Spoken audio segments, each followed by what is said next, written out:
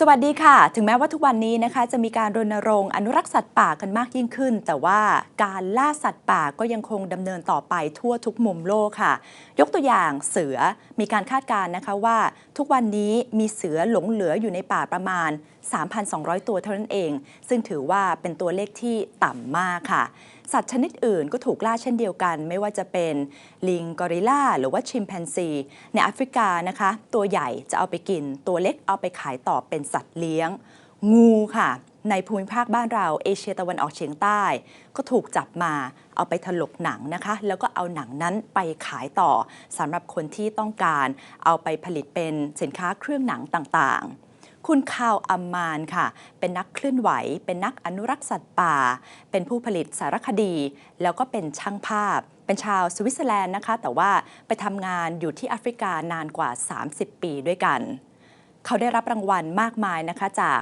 สารคดีของเขาค่ะอย่างเช่น Bridget Bardot International Genesis Award ในปี 2008 และเมื่อปี 2007 ได้รับการยกย่องจากนิตยสาร Time ให้เป็นหนึ่งในฮีโร่ด้านสิ่งแวดล้อมคุณคาร์ล อามันจะมาเล่าให้เราฟังนะคะว่าเขาได้พบเห็นอะไรมาบ้างเกี่ยวกับการค้าสัตว์ป่าค่ะส่วนภาพบางภาพที่ท่านผู้ชมจะได้เห็นนะคะอาจจะดูน่าหวาดเสียวไปสักนิดนึงนะคะแต่ว่านี่แหละค่ะคือภาพแห่งความเป็นจริงที่เกิดขึ้นค่ะ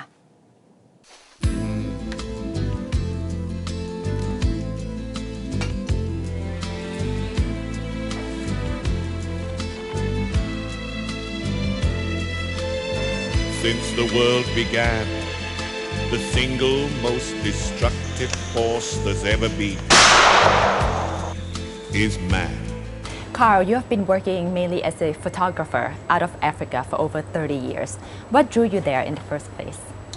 You know, I was a young man in Switzerland, and Switzerland is a pretty small, restrictive place in many ways. So, you know, the big wide open spaces of Africa attracted me first, and once I had seen them and experienced them, I liked what I saw. I mean, it was wild still 30 years ago. It was wide open. So yes, I ended up there. You then became a conservationist. What was the turning point? The turning point in my case was a trip on the Congo River where we went by boat from Kinshasa to Kisangani. On that boat trip we saw thousands of carcasses of wildlife in smoked form being transported to the urban centers. And I wasn't aware that bushmeat was such an issue till I saw that. And once I'd seen it, I decided, is this representative for the whole region, or just for this boat, or just for this river, or just for this part of Africa? And it turned out it was representative for the whole of Central Africa, the more investigative work I did. And the bushmeat crisis hadn't just started then, but had been going on for some time, and today it's recognized as one of the biggest threats to biodiversity in Africa. In the last decade, the Congo's elephant population has declined from an estimated 90,000 to 9,000. The eastern lowland gorilla from 15,000 to just 5,000. The northern white rhino from 30 to 0. And the hippo population of Virunga National Park from 30,000 to only a few hundred.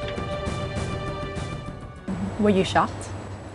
Yes, I was shocked when it all kind of came together, and as I said, I tried to shock the public with the imagery.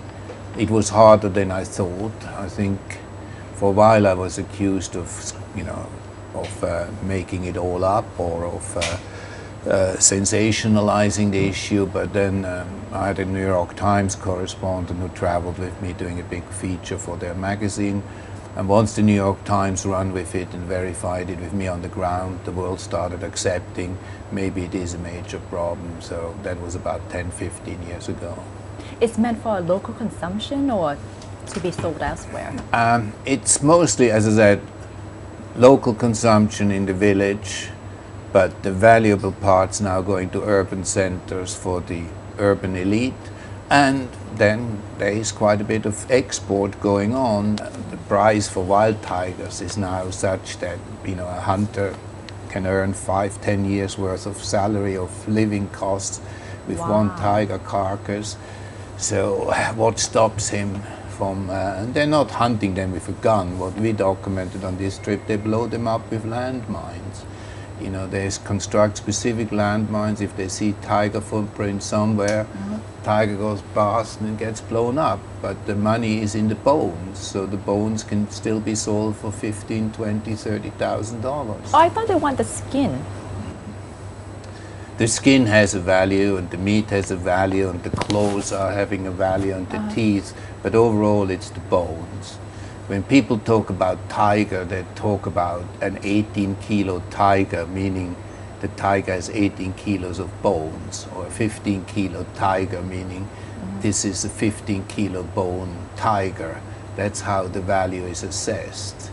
And the bones are used for what? Decoration? For trophies? In China, it's tiger wine. It's hanging bones into kind of basins with ginseng, and then tiger bones hang into it, and then you drink the wine. In Vietnam, it's this tiger cake. These bones are boiled for 2 or 3 weeks. They then result in all the cartilage and everything, you know, kind of a soup type of substance, which is then further, you know, condensed and boiled down into what they call cake, which are flat pieces of orange, brown looking, you know, pieces which you buy for $500-600, and it produces, a tiger produces probably quite 2 or 3 kilos of this cake, and that's where the money is. Has anything been done about it internationally? You know, there is a convention which is supposed to deal with all that, and I'm getting very frustrated with this convention because the parties to the convention, which includes 175 countries, they all use it as their excuse for doing something, but very little is happening. Very few countries get suspended for not doing what they're supposed to do under the convention. Of course, the Secretariat will tell you it's up to the individual member state to enforce the convention, but if those member states are not enforcing it, if there is no political will, then nothing happens.